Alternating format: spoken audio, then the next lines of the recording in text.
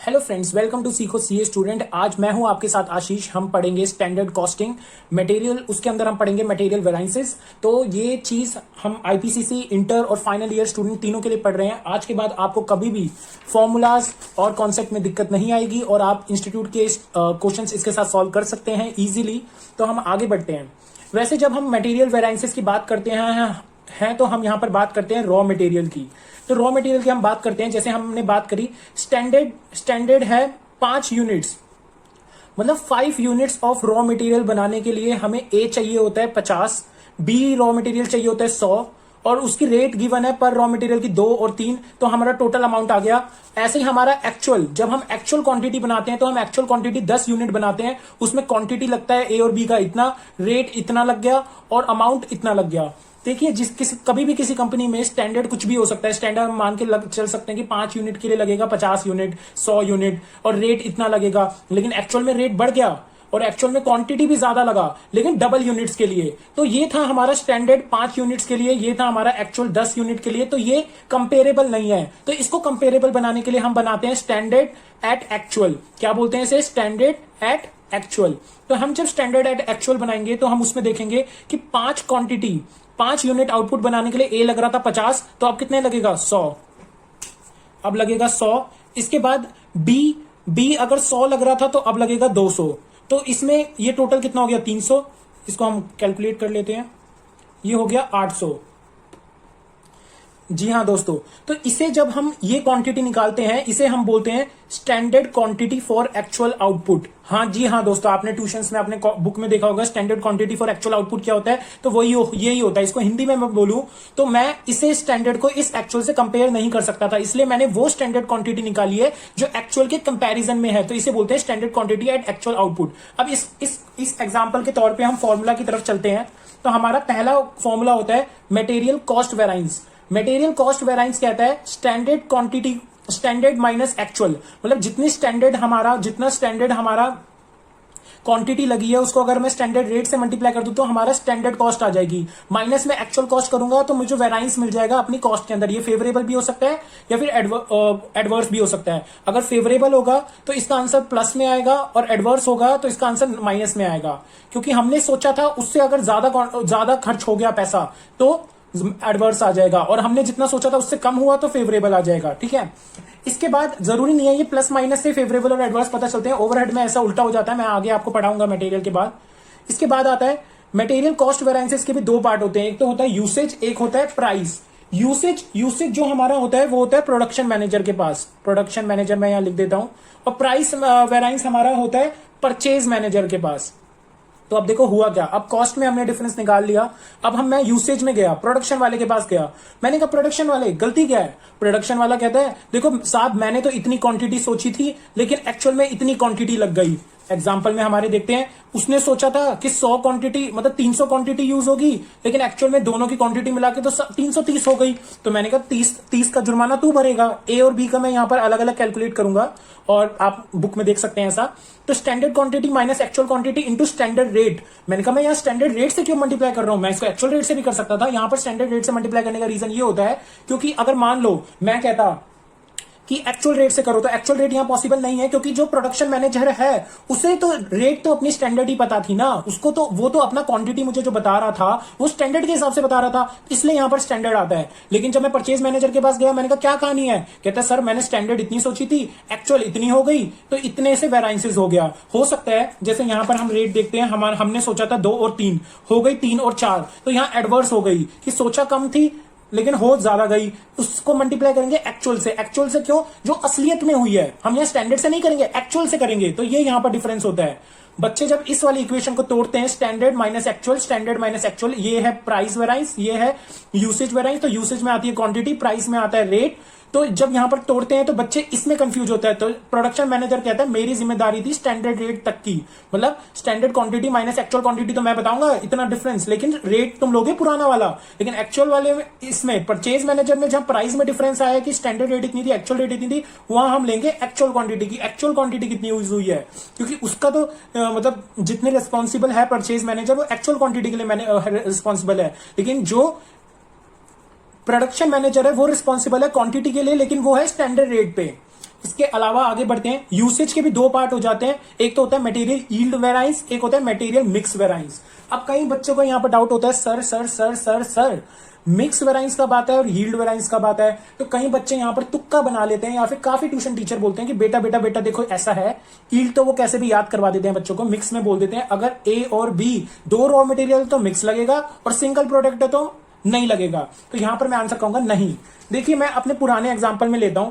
देखिए यील्ड कब लगता है? यील्ड तब लगता है जब ये standard quantity for actual production वाले की बात कर रहा हूं मैं, स्टैंडर्ड क्वांटिटी हमारे एक्चुअल आउटपुट से, सॉरी एक्चुअल क्वांटिटी से, जब हमारी स्टैंडर्ड क्वांटिटी थी एक्चुअल क्वांटिटी से इक्वल नहीं होती तो यील्ड आएगा ही आएगा। अच्छा, तो यील्ड आएगा ही आएगा, ठीक है। इसके बाद है, अगर मैं इन दोनों का रेशियो देखूं तो इज 1:2, इन दोनों का रेशियो देखूं तो ये भी 1:2 है। अगर ये रेशियो सेम हो जाएगा तो, अगर ये रेशियो इसका स्टैंडर्ड का रेशियो और एक्चुअल का रेशियो अगर सेम नहीं होता तो मिक्स आता, लेकिन यहां तो सेम है तो यहां पर मिक्स नहीं आएगा, यहां पर यील्ड आएगा। मतलब ये दोनों सेम नहीं होने चाहिए और इनका रेशियो सेम नहीं होना चाहिए, ये दोनों सेम नहीं होने चाहिए तो यील्ड आएगा, ये दोनों रेशियो सेम नहीं होने चाहिए तो मिक्स आएगा, लेकिन यहां रेशियो सेम है तो मिक्स नहीं आएगा। मतलब ये मिक्स कैलकुलेट ही नहीं होगा, नहीं। इसका मतलब जितना यूसेज का एडवर्स या फेवरेबल है वो सारा का सारा यील्ड की वजह से आ रहा है, मार्क माई वर्ड्स। अब आगे चलते हैं, यील्ड और मिक्स कैसे कैलकुलेट करते हैं, तो इसके लिए मैंने एक अलग से एग्जांपल बना रखा है। मैंने यहां पर क्वांटिटी रेट अमाउंट बताया 10 यूनिट के हिसाब से स्टैंडर्ड की, एक्चुअल की भी 10 यूनिट के हिसाब से बनाई क्वांटिटी रेट अमाउंट। अब मैं कहता हूं जब भी आपको मिक्स और यील्ड पता चल जाए कि इस क्वेश्चन में आएगी कि नहीं, पहले चेक कर लेते हैं। मैंने कहा इसका 600 700 से इक्वल नहीं है, मतलब स्टैंडर्ड क्वांटिटी एक्चुअल क्वांटिटी से इक्वल नहीं है, तो यहां पर यील्ड आएगा, ठीक है। ऐसे ही इसका रेशियो इक्वल है क्या? ये है 1:3, ये है सर ये तो 2:5 है, तो ये दोनों इक्वल नहीं है। 1:3 इज नॉट इक्वल टू 2:5। मतलब ए और बी का जो प्रोडक्शन है, मतलब क्वांटिटी कितनी यूज हो रही है वो स्टैंडर्ड और एक्चुअल की सेम नहीं है, इसका मतलब मिक्स भी आएगा। तो मिक्स और यील्ड का फॉर्मूला मैं लगाऊंगा, लेकिन फॉर्मूला लगाने से पहले जब मुझे पता चल गया कि यील्ड और मिक्स आएगा ही आएगा तो मैं बनाऊंगा अपना स्टैंडर्ड मिक्स क्वांटिटी। तो स्टैंडर्ड मिक्स क्वांटिटी कैसे निकालते हैं? जितना एक्चुअल में क्वांटिटी यूज हो रही है मैं एग्जैक्टली उसके टोटल में स्टैंडर्ड मिक्स क्वांटिटी के टोटल में लिख दूंगा। लिख दिया सर।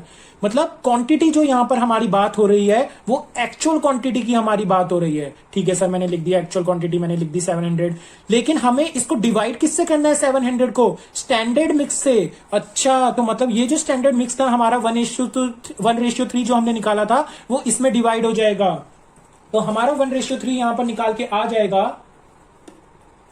ये आ जाएगा 175 एंड 525। हाँ, तो ये आ जाएगा। तो इसका फॉर्मूला होता है स्टैंडर्ड क्वांटिटी, यील्ड का फॉर्मूला होता है standard quantity minus standard quantity mix into standard rate. मतलब ये standard quantity 150 minus 175 into standard rate, ठीक है सर। और मिक्स का फॉर्मूला होता है standard mix quantity minus actual quantity into standard rate. मतलब ये mix minus actual quantity into standard rate. मतलब यील्ड की अगर मैं बात करूं तो ये क्वांटिटी माइनस में ये ले लूंगा, मतलब इन दोनों का डिफरेंस इनटू स्टैंडर्ड रेट। और अगर मैं मिक्स की बात करूं तो इन दोनों का डिफरेंस इनटू स्टैंडर्ड रेट। खत्म। इसके साथ यहां पर ही मटेरियल वेराइंस खत्म हो जाता है, इसके दो पार्ट, इसके दो पार्ट, और यहां पर हमने समझ लिया। अब अगर मैं पूरे मटेरियल की बात करूं तो अगर आपका यहां पर पॉजिटिव आता है तो वो होता है फेवरेबल, नेगेटिव आता है तो ये एडवर्स। लेकिन ये मत बोलना कि आशीष सर ने तो यही सिखाया, नहीं।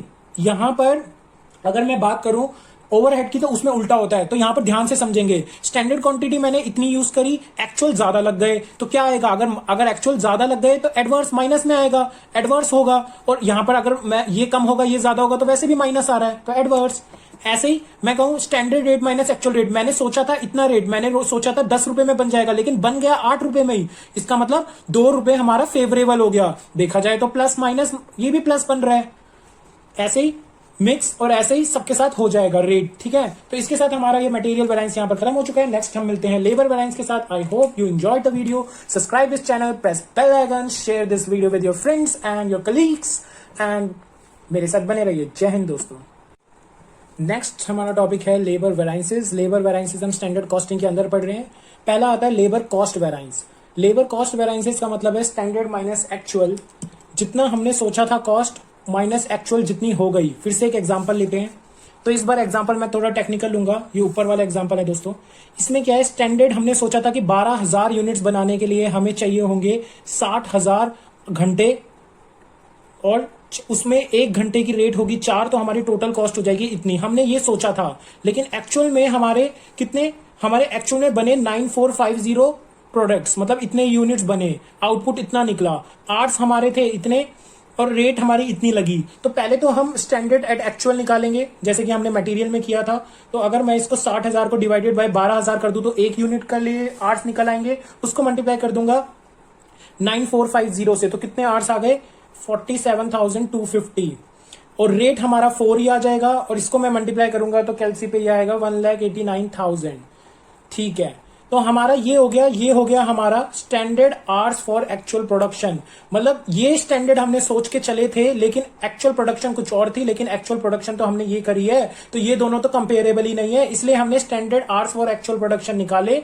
उसमें रेट, हमारी स्टैंडर्ड रेट जो हमने सोची थी वो मल्टीप्लाई करी, और जितनी आनी चाहिए थी, लेकिन असलियत में आई कितनी, 1,91,000। तो ये तो एडवर्स हो गया। तो हम यहां पर इसका यूज कभी नहीं करते जहां पर कंपेरेबल चीजें नहीं होती। यहां कंपेरेबल हमने बनाया, अब हम इसका यूज करेंगे। देखिए, मैं एग्जांपल के साथ बताता हूं आपको।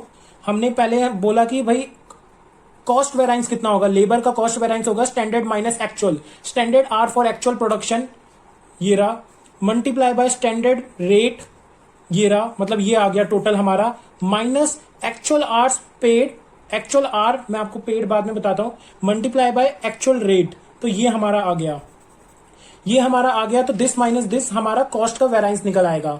इसके बाद हम आगे जाते हैं, इसके बाद हम आगे चलते हैं, लेकिन उससे पहले मैं आपको एक टॉपिक बताना चाहूंगा। एक्चुअल आर पेड क्या होता है और एक्चुअल आर वर्क क्या होता है। एक्चुअल आर पेड का मतलब जितने घंटे के लिए हम उसे पे कर रहे हैं, एक्चुअल आर वर्क का मतलब है जितने घंटे वो काम कर रहा है। मतलब देखिए, आप आर्टिकलशिप करते हैं या आप एक चार्टर्ड अकाउंटेंट हैं, आप जैसी जॉब ज्वाइन करते हैं, आप वहां 8 घंटे के लिए काम करते हैं। ठीक है, 8 घंटे के लिए काम करते हैं, लेकिन आप बीच में 1 घंटा लंच ब्रेक पे भी जाते हैं, आधा घंटा गॉसिप्स करते हैं। तो अगर मान लो कि 1 घंटे में ही सब कुछ आप कर लेते हैं, तो माइनस आपने असलियत में काम किया वहां पर कंपनी के अंदर 7 घंटे, लेकिन आपको पेमेंट पैसे किसके लिए मिल रहे हैं, वो 8 घंटे के लिए मिल रहे हैं, लेकिन आप काम कितना कर रहे हैं, 7 घंटे। तो पेमेंट जिसके लिए मिल रहा है, इसका मतलब एक्चुअल आर पेड, काम जितने घंटे कर रहे हैं उसे बोलते हैं एक्चुअल आर वर्कड। तो यहां पर दोस्तों याद रखना है, जो हमारा फॉर्मूला है स्टैंडर्ड माइनस एक्चुअल का, तो standard hour for actual production into standard rate, हमने ये निकाल लिया, multiply minus actual hours into actual rate. तो एक्चुअल आर्स हमेशा हम पेड वाले देखेंगे, कितने हमें पे हुए हैं, मतलब जितने घंटे के लिए हमने काम किया है वो नहीं, एक्चुअल आर पे देखेंगे। अगर ये क्वेश्चन में गिवन हो तभी पे और हमें आर्स में वर्कड में ध्यान देना है। और जब ये पेड और वर्क दे रखा हो तो इसका मतलब आइडल टाइम भी निकलेगा। आइडल टाइम में लास्ट में समझाऊंगा, पहले हम समझते हैं आगे। इसके 3 पार्ट्स होते हैं, efficiency variance, labour efficiency variance, rate variance. अब मैंने पकड़ा कि भाई मेरे जो इसमें स्टैंडर्ड में और एक्चुअल में डिफरेंस आया वो किसकी वजह से आया, तो मैंने अपने लेबर मैनेजर को पकड़ा। लेबर मैनेजर ने कहा जो डिफरेंस आया है वो आया है एफिशिएंसी की वजह से। मैंने कहा अच्छा तू रिस्पॉन्सिबल है एफिशिएंसी के लिए। तो वो कहता है मैं क्या करूं, मैंने सोचा था स्टैंडर्ड आवर्स लगेंगे इतने, लेकिन लग गए इतने, आवर्स जितने लगने थे एक्चुअल में जितने लग गए, माइनस कितने से मल्टीप्लाई करूंगा, स्टैंडर्ड रेट से। तो मैंने कहा एक्चुअल रेट से क्यों नहीं, वो कह रहा है स्टैंडर्ड रेट से करो सर, क्योंकि मेरे को तो लगा था कि इतने घंटे लगेंगे, लेकिन लग गए इतने, लेकिन मैंने तो स्टैंडर्ड रेट के हिसाब से मान के चला था ना। मैंने कहा अच्छा तो मैं स्टैंडर्ड रेट के हिसाब से करूंगा। लेकिन जहां पर मैं आया लेबर रेट वेरिएंस के साथ, आया, मैंने अपने एचआर मैनेजर को पकड़ा। मैंने कहा रेट में कैसे डिफरेंस आ गया, तो उसने सोचा कि स्टैंडर्ड रेट, मैंने सोचा था 4 रुपए में काम हो जाएगा, लेकिन 3.98 में काम हो गया। मैंने कहा वाह भाई वाह, तूने तो कम में काम कर दिया। तो इसे बोलते हैं फेवरेबल सिचुएशन। तो लेकिन उसको मैं मल्टीप्लाई करूंगा एक्चुअल आर से। एक्चुअल आर से क्यों, स्टैंडर्ड आर से क्यों नहीं सर, एक्चुअल आर से इसलिए क्योंकि यहां पर उसने रेट का डिफरेंस लिया, लेकिन उसको थोड़ी ना पता था कि कितने घंटे काम होगा, इसलिए हम एक्चुअल आर्स लेंगे। तो एचआर को जब हम पकड़ेंगे तो standard rate minus actual rate into standard actual hour, और इसमें भी एक्चुअल आर हम पेड देखते हैं, क्योंकि हमने यहां पर भी पेड देखा था, तो इसी के ही तो टुकड़े हुए हैं ये दोनों, तो इसमें भी हम पेड देखेंगे। ठीक है सर, आगे चलते हैं। जब हम एफिशिएंसी के टुकड़े करते हैं तो 2 टुकड़े होते हैं, एक होता है लेबर सब एफिशिएंसी वेरिएंस, एक होता है लेबर मिक्स वेराइंस। अच्छा, तो अब ये क्वेश्चन आता है कि अरे ये सब एफिशिएंसी और मिक्स आता कब है? जब हम तरह तरह की बातें करते हैं कि लेबर जो हमारा स्किल्ड है, अनस्किल्ड है, सेमी स्किल्ड है, जब डिफरेंट डिफरेंट लेबर आता है तब हमारा ये पोर्शन ऑफ क्वेश्चन आता है। तो इसमें जैसे हम एक एग्जांपल देखेंगे, मैंने यहां पर बनाया, ये स्टैंडर्ड मिक्स आवर्स हो जाएंगे। तो मैंने यहां पर स्टैंडर्ड बनाया, एक्चुअल बनाया, तो क्या यहां पर पहली बात हम चेक करेंगे क्या मिक्स आएगा? तो मिक्स के लिए हम देखेंगे कि इसका रेशियो और इसका रेशियो सेम नहीं है, इसका मतलब मिक्स आएगा। तो मिक्स आने के लिए मैंने आपको जैसे मटेरियल में बताया था, यहां भी वैसे ही होगा कि इसका टोटल, एक्चुअल का टोटल हम कहां लिख देंगे, इसमें, और इसको डिवाइड कर देंगे हम स्टैंडर्ड मिक्स क्वांटिटी में। तो स्टैंडर्ड मिक्स क्वांटिटी है 1:3, तो इसको भी हम 1:3 में डिवाइड कर देंगे और यहां पर आपकी वैल्यूज आ जाएंगी। तो जैसे कि सब एफिशिएंसी का फॉर्मूला है standard hours minus standard mix hours into standard rate, और लेबर मिक्स वेराइंस का फॉर्मूला है standard mix hours minus actual our into standard rate. मतलब क्या है? मतलब अगर हम सब एफिशिएंसी की बात करें तो इसका और इसका difference multiply by standard rate, लेकिन अगर हम मिक्स की बात करें तो इसका और इसका difference multiply by standard rate. ठीक है सर, समझ आ गया। एक चीज मैं यहां पर आपको बताना भूल गया था, जब हम यहां पर हम बात करते हैं एक्चुअल आवर पेड की, ठीक है, रेट में हम बात करते हैं एक्चुअल आवर पेड की, ठीक है, लेकिन जब हम एफिशिएंसी की बात करते हैं तो वहां पर हम बात करते हैं एक्चुअल आवर वर्कड की। क्यों सर वर्कड की क्यों? देखो सर, एक्चुअल आवर वर्कड इसलिए, जब हम एफिशिएंसी की बात करते हैं तो एफिशिएंसी का क्या मतलब है? आपने काम तो किया था 7 घंटे, तो आपकी एफिशिएंसी डिनोट करता है आपको कितने घंटे आपने काम किया, इसलिए यहां पर हम एक्चुअल आवर वर्कड लेकर आते हैं। यहां एक्चुअल आवर पेड रेट में, और सब एफिशिएंसी में हम यहां पर लेकर आते हैं, यहां पर तो एक्चुअल आवर की बात ही नहीं करी गई, मिक्स में हम लेकर आते हैं एक्चुअल आवर वर्कड। जब हम एफिशिएंसी के 2 टुकड़े कर रहे हैं तो ऑब्वियसली मिक्स में तो वर्कड ही आएगा। ठीक है सर आइडल टाइम भी बता दो। हाँ, आइडल टाइम किस केस में आता है? मैंने आपको बताया actual our paid minus actual our worked. तो हमारे एग्जांपल में क्या था? हमने बोला था एक्चुअल आवर पेड 8 घंटे माइनस 7 घंटे, तो 1 घंटा इंटू जितना भी स्टैंडर्ड रेट आपने सोचा था कि इतना हम पे करेंगे, तो उस स्टैंडर्ड रेट से आप मल्टीप्लाई कर दीजिए तो आपका आइडल टाइम आ जाएगा। तो ये इसके साथ हमारा लेबर वेराइंस खत्म हो चुका है। आई होप आपको समझ आ गया होगा।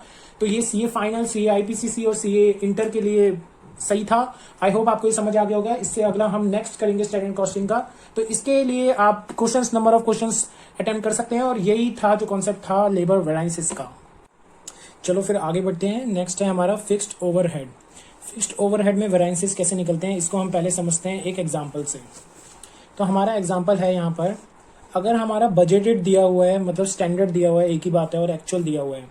फिक्स्ड ओवरहेड बोला हुआ है 5 लाख हुआ है, और एक्चुअल हमारा में 6 लाख हो गया। हमने सोचा था कि 5 लाख का फिक्स्ड ओवरहेड लगेगा, लेकिन एक्चुअल में 6 लाख का खर्चा हो गया। अच्छा ठीक है, हमने सोचा था प्रोडक्शन होगी 50,000 यूनिट की, लेकिन एक्चुअल में 55,000 यूनिट्स की हो गई। हम इसे 55,000 ले लेते हैं। 55,000 यूनिट्स की प्रोडक्शन हो गई, तो ये कंपेरेबल तो नहीं दिख रहा। तो अब हम क्या करेंगे? हम सबसे पहले इस केस में क्या करेंगे? रिकवरी रेट निकाल लेंगे। जी हाँ, रिकवरी रेट। रिकवरी रेट क्या होती है? जितना हमने ओवरहेड सोचा था, फिक्स्ड ओवरहेड सोचा था, बजटेड के नीचे कर रहा हूं मैं, जितना सोचा था डिवाइडेड बाय जितनी प्रोडक्शन सोची थी। तो हमने कितने सोचा था? हमने सोचा था 5 लाख का खर्चा होगा, 50,000 यूनिट्स लगेंगे। इसका मतलब हमने सोचा था कि 10 का ओवरहेड होगा 1 यूनिट पर। हमने रिकवरी रेट सोची थी अपनी 10। ठीक है ठीक है ठीक है, इतना हमें समझ आता है कि हमने 10 सोची थी। अब बात करते हैं एक्चुअल में हो क्या गया। 6 लाख का हो गया और 55,000 का हो गया। ठीक है, हमें यहाँ पर कैलकुलेट करना था रिकवरी रेट, हमने कैलकुलेट कर लिया। इसका मतलब हमने सोचा था 1 यूनिट पे 10 रुपए का खर्चा होगा। ठीक है, अब हम आते हैं एक्चुअल पे कि फॉर्मूला वाइज क्या होगा। फिक्स्ड ओवरहेड, जब हम कॉस्ट की बात करते हैं, फिक्स्ड कॉस्ट वेराइंस, मेरे साथ साथ चलेंगे, वो होता है absorb recover fixed overhead minus actual fixed overhead. मतलब एक्चुअल प्रोडक्शन, जितनी भी एक्चुअल प्रोडक्शन हुई है, हमारे केस में हुई थी 55,000 की actual production, into recovery rate था हमारा 10 का, मतलब इतने की हमने सोची थी। अब हम कंपेरेबल बना रहे हैं चीजों को। 55,000 के करीब अगर हम 10 रुपए का खर्चा करते, इतने का सोचा था, लेकिन एक्चुअल कितने का हो गया? 6 लाख का। तो इसका डिफरेंस हमारा क्या हो जाएगा? Fixed cost variance. ठीक है, यहां पर छोड़ देंगे, ये हमें समझ आ गया। अब आगे चलेंगे, जिस स्टेप से मैं करवा रहा हूं वैसे वैसे समझेंगे। फिर कॉस्ट के 2 पार्ट होते हैं, एक होता है फिक्स्ड ओवरहेड एक्सपेंडिचर वेराइंस और एक होता है वॉल्यूम वेराइंस। एक्सपेंडिचर वेराइंस कहते हैं जितना स्टैंडर्ड ओवरहेड सोचा था माइनस एक्चुअल ओवरहेड। मतलब हमने सोचा था 5 लाख का हो जाएगा, लेकिन हो गया 6 लाख का। तो हमारा क्या हो गया? 1 लाख का एडवर्स हो गया, ज्यादा हो गया खर्च। ठीक है। लेकिन हम आते हैं वॉल्यूम वेरिएंस पे। वॉल्यूम वेरिएंस क्या कहता है, हम ये ऊपर वाला फॉर्मूला देखेंगे अभी। Budgeted production minus actual production. हमने बजटेड प्रोडक्शन सोची थी 50,000 की प्रोडक्शन करेंगे, लेकिन एक्चुअल में हो कितनी गई, 55,000 की प्रोडक्शन, इनटू में रिकवरी रेट 10 का। तो इससे हम निकालते हैं अपना वॉल्यूम वेरिएंस। तो वॉल्यूम वेरिएंस, तो हमने वॉल्यूम वेरिएंस के अंदर देखा कि हमने सोचा था 50,000 बनेंगे, लेकिन बन गए 55,000। तो हमारा तो 5,000 का फायदा हो गया, इंटू 10। तो ये हो गया हमारा 50,000 फेवरेबल। ठीक है।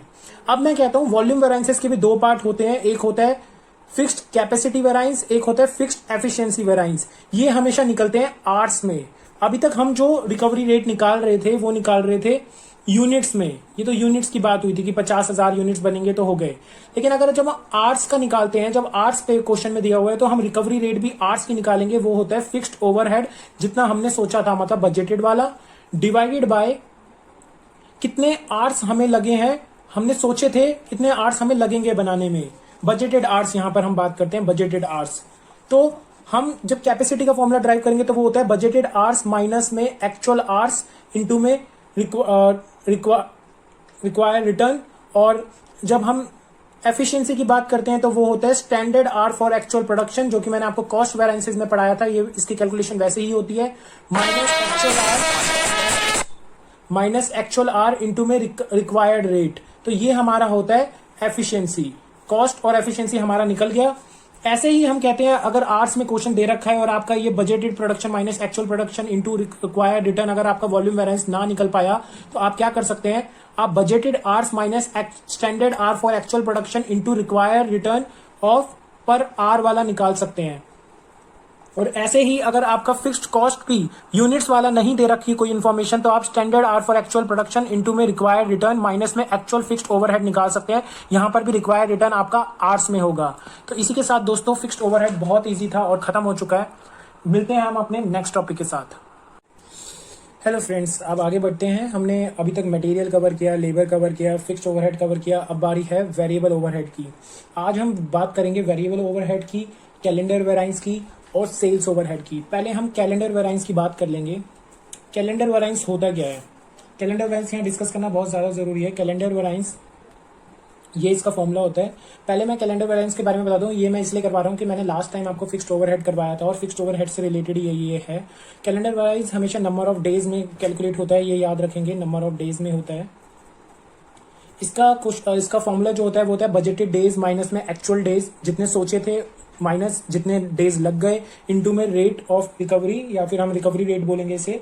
रिकवरी रेट पर डे का फॉर्मूला जो होता है वो होता है बजटेड फिक्स कॉस्ट, जितनी आपने फिक्स्ड कॉस्ट फिक्स्ड ओवरहेड सोचा था डिवाइडेड बाय में बजटेड डेज, आपने सोचा था इतने दिन में काम हो जाएगा, वो होती है आपकी रिकवरी रेट पर डे। तो आप इसको मल्टीप्लाई कर देंगे तो जो भी आंसर आएगा तो ये आपका हो जाता है कैलेंडर वेरिएंस। और अगर आपके बजटेड डेज, जितने आपने डेज सोचे हैं वो एक्चुअल डेज से ज्यादा हैं, मतलब आपने सोचे थे कि 10 दिन में काम हो जाएगा लेकिन 8 दिन में ही हो गया, तो ये तो अच्छी बात है, ये तो अच्छी बात है। लेकिन हम ओवरहेड में जब बात करेंगे तो ये गलत बात है, तो इसे हम एडवर्स बोलेंगे, इसे हम बोलते हैं अंडर रिकवरी, कम रिकवर हुआ। इसके बाद है अगर बजटेड डेज आपके ज्यादा है, मतलब आपने सोचा था कि ये जो फिक्स्ड ओवरहेड्स है इसकी रिकवरी रेट होगी 10 दिन, लेकिन नहीं, आपकी एक्चुअल से ज्यादा है, सॉरी एक्चुअल से कम है। बजटेड आपने सोची थी 10 लेकिन एक्चुअल में हो गई 12, तो इसे आप बोलेंगे फेवरेबल। तो मतलब इसे बोलते हैं ओवर रिकवरी, ज्यादा रिकवर होना। तो ये होता है हमारा कैलेंडर वेरिएंस। ये खत्म हो गया, बहुत छोटा सा वेरिएंस है, आप बुक में से पढ़ के इसके क्वेश्चंस कर सकते हैं, आपको 1-2 क्वेश्चंस मिल जाएंगे बुक में। इसके बाद हम आते हैं वेरिएबल ओवरहेड पे। देखिए जैसे जैसे चैप्टर आगे बढ़ता जा रहा है, मैंने मटेरियल वेरिएंस में आपको धीरे धीरे एक चीज बताई थी, आपको मैंने लेबर में धीरे धीरे एक चीज बताई थी, ऐसे ही मैंने आपको फिक्स्ड ओवरहेड में चीजें बताई थी। अब आते हैं वेरिएबल की तरफ। वेरिएबल में जो समझने की चीज है मैं उसकी तरफ ले जाता हूँ। वेरिएबल में हम एक एग्जांपल लेते हैं। इसमें एग्जांपल ये है कि मान लो स्टैंडर्ड हमने सोचा और एक्चुअल जो हुआ। स्टैंडर्ड हमने सोचा मैं 5,000 कैलकुलेटर बनाऊंगा और हर एक कैलकुलेटर की कीमत होगी 100 रुपए। अच्छा, तो मेरे 5 लाख रुपए खर्च हो जाएंगे। मैंने ये वेरिएबल सोचा, वेरिएबल कॉस्ट का यही तो मतलब है ना कि 5,000 मैं बनाऊंगा और एक की कीमत कितनी है 100 रुपए, तो 5,000 खर्च हो जाएंगे। देखिए अब मैं ना इस एग्जांपल के तौर पे ये पूरा का पूरा क्वेश्चन करवाऊंगा, मतलब पूरा का पूरा ये फॉर्मूला डिराइव कर दूंगा, इसलिए ध्यान से सुनना, बहुत ईजी है। एक्चुअल में 6,000 हमने कैलकुलेटर बनाए, जितने भी हमारे पास मतलब चीजें अवेलेबल थी उससे हमने 6000 अपने कैलकुलेटर बनाए और एक कैलकुलेटर की कीमत बस आई 90 रुपए। 90 रुपए में बन गया। हमने तो सोचा था 100 रुपए में बनेगा, लेकिन 90 रुपए में बन गया, तो फेवरेबल हो गया। टोटल कीमत कितनी हो गई? 5,40,000। अब एक बच्चा क्या कहेगा, अच्छा सोचा था 5 लाख का खर्चा, हो गया 5,60,000 का खर्चा, बोल के आएगा एडवर्स है। नहीं, यहां हम निकालेंगे स्टैंडर्ड एट एक्चुअल। मतलब हमने बोला था और सोचा था 5,000 कैलकुलेटर, क्यों ना हम 6,000 कैलकुलेटर के हिसाब से कैलकुलेशन करें। एक कैलकुलेटर की कीमत अगर 100 रुपए है, सोची थी हमने, तो हमने सोचा था 6 लाख रुपए का खर्चा हो जाएगा 6 लाख कैलसी बनाने के लिए, लेकिन एक्चुअल में बने भी 6,000 ही हैं। तो एक्चुअल में खर्चा कितना हुआ है? 5,40,000 का, तो हमारा 60,000 का तो फेवरेबल हो गया। अब हम चलते हैं फॉर्मूला की तरफ। वेरिएबल ओवरहेड कॉस्ट वेराइंस की जब बात होती है, कॉस्ट वेराइंस की बात, तो कॉस्ट वेराइंस में बोलते हैं स्टैंडर्ड ओवरहेड माइनस में actual overhead is your cost difference. अब बच्चा क्या करता है, स्टैंडर्ड ये 5 लाख माइनस 5,40,000 एडवर्स, नहीं हम करके आएंगे 6 लाख माइनस 5,40,000। तो स्टैंडर्ड माइनस में एक्चुअल हम ये करके आएंगे, क्योंकि यही standard overhead minus actual overhead का फॉर्मूला है। लेकिन हम कहेंगे कि सर इसका और फॉर्मूला बताओ ना। मैंने कहा एक्चुअल प्रोडक्शन, मतलब हमारे केस में 6,000 इंटू में वेरिएबल कॉस्ट पर यूनिट हमने सोची थी 100, माइनस में एक्चुअल खर्चा कितना हुआ 5,40,000 का। वो कैसे? हमने बनाए थे 6,000 कैलकुलेटर 90 रुपए में। तो ये हमारा फॉर्मूला हो जाता है खत्म। ये चीज समझने के लिए थी। इसके बाद इसके दो टुकड़े होते हैं, एक्सपेंस में और एफिशिएंसी में।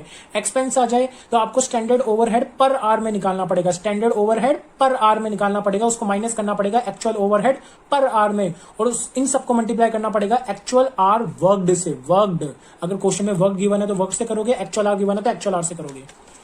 एफिशिएंसी निकालने के लिए होता है standard hour for actual production, जो मैंने आपको पढ़ाया था लेबर वेराइंस में, minus actual hour worked into में standard variable overhead rate per hour. तो इससे आप मल्टीप्लाई करके आप अपना एफिशिएंसी निकाल सकते हैं। बहुत इजी फॉर्मूला है, इसमें कुछ समझाने की कोई चीज नहीं थी, इसलिए मैंने कुछ समझाया भी नहीं। जो चीज समझाने की थी वो मैंने आपको समझा दी। वेरिएबल ओवरहेड हमारा हो गया, कैलेंडर वेराइंस हमारा हो गया। इसके अलावा आता है हमारा सेल्स वेराइंस। जी हाँ दोस्तों, सेल्स वेराइंस। सेल्स वेराइंस भी पूरा फॉर्मूला बेस्ड है। आपके बुक में ये सारे के सारे फॉर्मूलाज गिवन होंगे आई थिंक, फिर भी मैं आपको डिस्कस कर देता हूं जल्दी जल्दी। एक सेल्स वेराइंस होता है टर्नओवर बेसिस पे, एक सेल्स वेराइंस होता है हमारा मार्जिन बेसिस पे।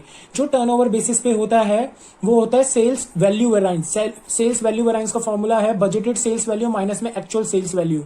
और ये वैल्यू वेराइंस दो पार्ट्स में डिवाइड होता है, प्राइस और वॉल्यूम में। प्राइस होता है हमारा जितना सोची थी सेलिंग प्राइस, माइनस में एक्चुअल सेलिंग प्राइस जितनी हो गई उसको स्टैंडर्ड क्वांटिटी से, मतलब एक्चुअल स्टैंडर्ड क्वांटिटी से मल्टीप्लाई करेंगे। वॉल्यूम होता है हमारा जितनी सोची थी क्वांटिटी माइनस में जितनी एक्चुअल क्वांटिटी हो गई उसको मल्टीप्लाई करेंगे बजटेड सेलिंग प्राइस से। इसके बाद है हमारा वॉल्यूम के भी दो पार्ट्स हो जाते हैं, क्वांटिटी वेराइंस और मिक्स वेराइंस।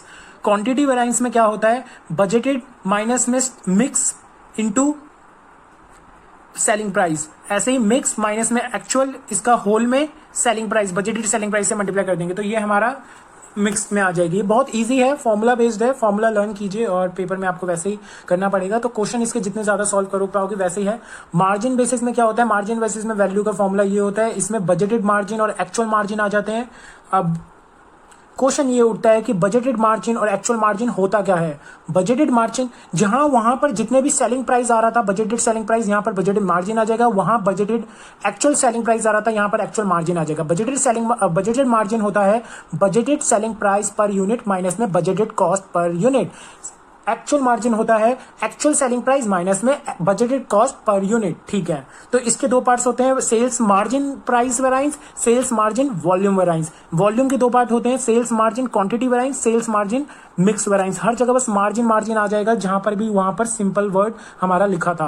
तो इसी के साथ सेल्स वेराइंस खत्म होता है। आई होप आपको सारे वेराइंसेस समझ आ गए होंगे। इसी के साथ आप क्वेश्चंस को कर सकते हैं, अटेम्प्ट कर सकते हैं। कोई भी क्वेश्चन इतना ज्यादा मुश्किल नहीं है, ध्यान से समझने की कोशिश करें। अगर आपको फिर भी कोई दिक्कत आ रही है तो आप हमारे टेलीग्राम वाले ग्रुप में क्वेश्चन अपना सेंड कर सकते हैं और मैं वहां पर पक्का आपको सॉल्व कर दूंगा।